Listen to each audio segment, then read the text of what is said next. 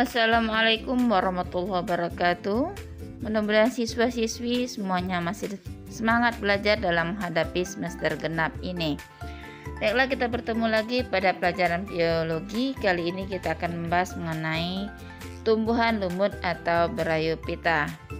Dan tujuannya adalah untuk mengetahui apa saja ciri-ciri tumbuhan lumut, bagaimana struktur tubuh tumbuhan lumut, apa saja klasifikasi dari tumbuhan lumut, dan bagaimana reproduksi dari tumbuhan lumut. Baiklah, simak baik-baik materi pelajaran kita ini dan semangatlah terus untuk belajar. Tumbuhan lumut atau Bryophyta. Ciri-ciri tumbuhan lumut. Yang pertama, berukuran kecil, tetapi dapat membentuk koloni yang menjangkau area luas. Kemudian yang kedua, mempunyai klorofil sehingga berwarna hijau. 3. Mengalami pergiliran keturunan atau metagenesis. 4. Gametofit lebih dominan daripada sporopit. 5. Hidup di tempat basah atau lembab dan terlindung dari cahaya matahari. 6. Pada permukaan luar tubuh terdapat lapisan berlilin untuk menahan masuknya air. Dan terakhir, peralihan dari talophyta atau tidak dapat dibedakan antara akar, batang, dan daun ke tumbuhan Cormophyta, yaitu tumbuhan yang telah dapat dibedakan akar, batang, dan daun. Tumbuhan lumut merupakan generasi gametofit, yaitu generasi yang menghasilkan sel kelamin atau gamet. Gamet jantan spermatozoid dan dihasilkan oleh antheridium. Dan gamet betina atau ovum dihasilkan oleh archegonium. Antheridium didukung oleh antheridiophore dan archegonium didukung oleh archegoniophore. Sementara itu, sporopitnya merupakan badan berbentuk spora yang berkembang dari zigot, yaitu peleburan ovum dan spermatozoid. Sekarang kita lihat bagaimana struktur tubuh dari tumbuhan lumut. Yang pertama, akar. Tumbuhan lumut tidak mempunyai akar sejati, tetapi hanya mempunyai akar semu yang disebut rizoid.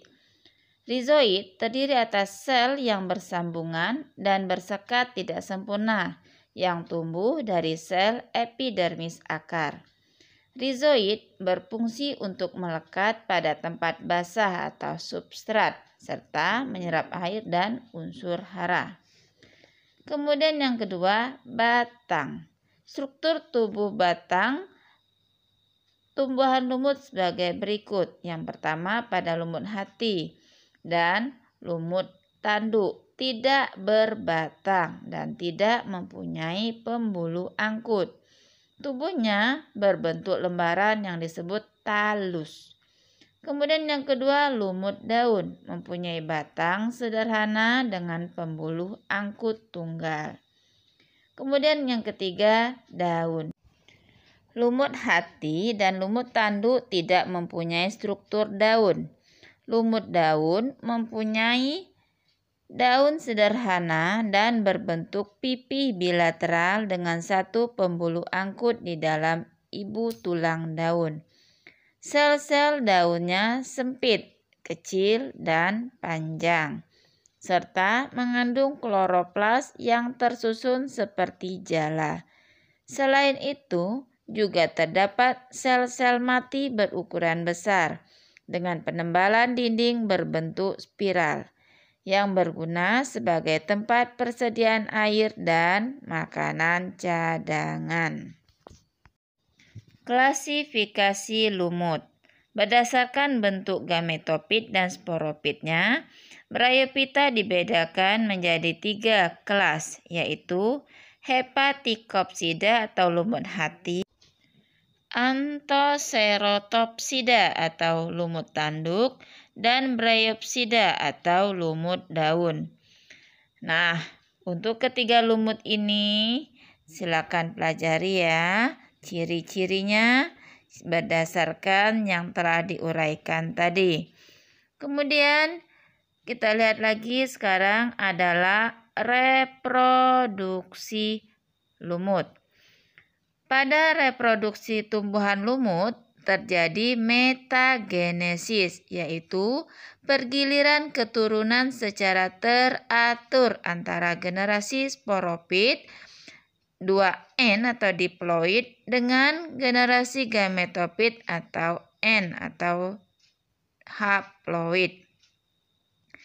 Generasi sporopit menghasilkan spora, sedangkan generasi gametopit menghasilkan gamet jantan dan gamet betina.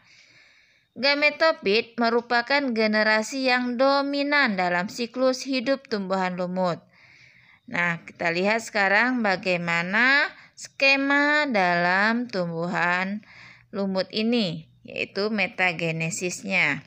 Kita lihat, kita mulai dari atas, yaitu spora.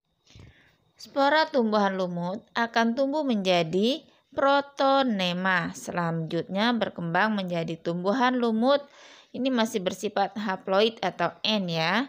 Kemudian tumbuhan lumut ini bersifat gametopit, di mana di sini dihasilkan nantinya gamet jantan yaitu spermatozoid dan juga gamet betina yaitu sel telur atau ovum. Nah, terjadi peleburan akan membentuk zigot. Zigot akan tumbuh menjadi sporogonium. Nah, sporogonium ini akan bersifat sporopit ya. Mulai dari zigot tadi bersifat 2N diploid. Nah, sporogonium bersifat sporopit. Selanjutnya akan menjadi sporangium. Nah, sporangium akan menghasilkan spora dan seterusnya seperti itu. Nah, reproduksi ini secara generatif dilakukan melalui perkawinan antara gamet jantan dan gamet betina. Sementara itu reproduksi vegetatif dilakukan dengan dua cara, yaitu yang pertama membentuk spora haploid atau N yang bersifat homospora, yang kedua membentuk pundi kuncup atau gemakap. Demikian pembelajaran kita kali ini, mudah-mudahan kalian benar-benar paham dengan apa yang telah Ibu jelaskan. Untuk lebih paham, jawab pertanyaan dari Ibu. Yang pertama, tuliskan ciri-ciri dari tumbuhan lumut secara umum. Yang kedua, apakah perbedaan antara batang pada lumut hati dan lumut daun? Kemudian, apakah fungsi dari rizoid? Selanjutnya, tuliskan 3 kelas pada klasifikasi tumbuhan lumut dan gambarkan skema dari metagenesis tumbuhan lumut. Oke, demikian dan Ibu akhiri. Wassalamualaikum warahmatullahi wabarakatuh.